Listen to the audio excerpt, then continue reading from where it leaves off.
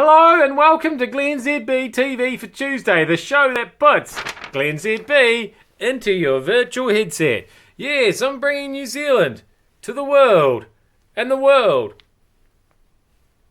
to New Zealand. And boy oh boy, hard day, hard 24 hours yesterday. I know you're there for me, so I can just share with you. Let's just roll back to Sunday. Driving along, innocently minding my own business on a quiet Sunday drive until I get stuck in traffic on the northern motorway due to urgent roadworks. How is there suddenly roadworks all of a sudden? So that was annoying. And then yesterday I had a meeting, and I'm against meetings, and it went a long time.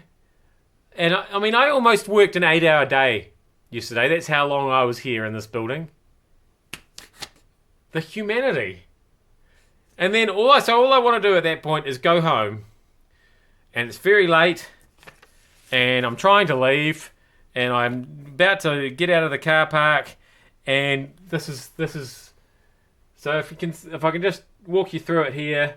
Well, I'd like to be able to walk you through it, but obviously you can't quite walk through because the door's half down. This door here.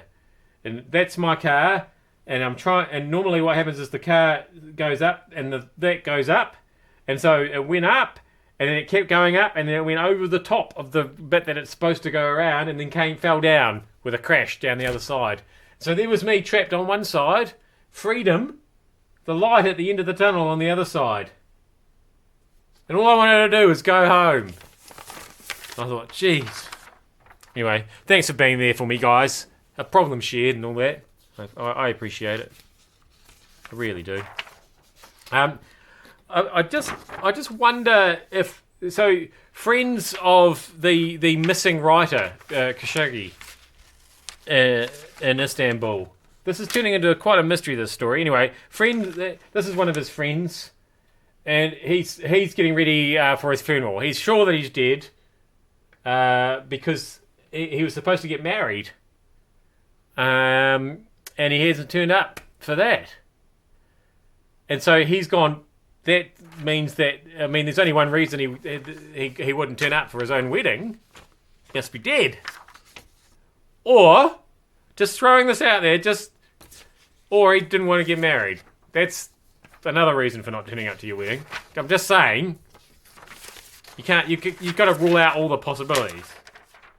Now let's just follow up on the Weasel story, or the alleged Weasel story from the other day. I told you about Zealandia, which is a bird sanctuary, an eco sanctuary.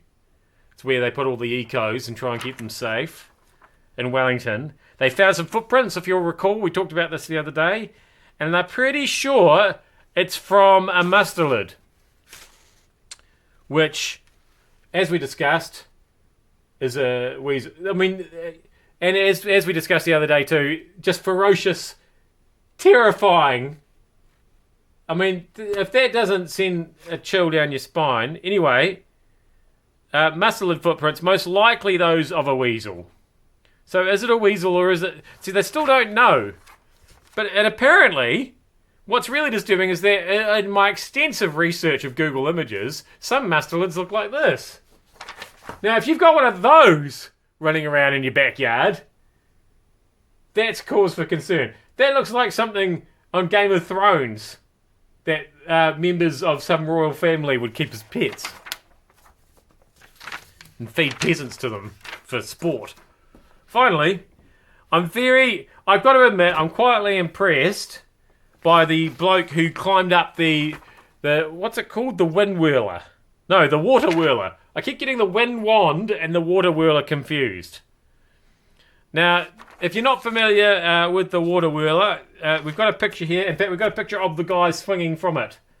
It's this thing on Wellington's waterfront, and water sort of squirts out of that, and it wobbles around in the wind. They call it, I think it's a kinetic sculpture, I think is the broad term. And this guy swung around on it and then it broke and fell into the ocean. And I'm assuming that he did as well. he's injured. Maybe he fell on this bit. And then didn't fall into the... So anyway, so it's gone wrong, but in some ways it's gone right. I mean, it's now a diving attraction. It's on the bottom of the ocean. It's a bit... And I feel... I said on here on the Mike Hosking Breakfast hosted by Mark Yardley this morning. This is just getting more and more confusing. Anyway, I said, I do feel like it's a bit like streakers. I'm a fan of streakers. Some people think that they ruin everything. They ruin the game. But I think they add something. And I think there should be more sculptures that people can swing around and hurt themselves on. That's basically my point. I am glennzb. There was a very... We had a very upset person. There's a Lemley Foundation, and the director, Evan Webb, said if it's just the pole that's damaged, it is possible to build another one. But he really wishes people would respect public sculpture and not tamper with them. I feel like, with that being on the bottom of the ocean, has it not basically doubled in value like the Banksy that shredded itself the other day? I feel like that's probably true. I'm glennzb. What price art? Thank you so much for having me in your virtual headset. See you back here again tomorrow.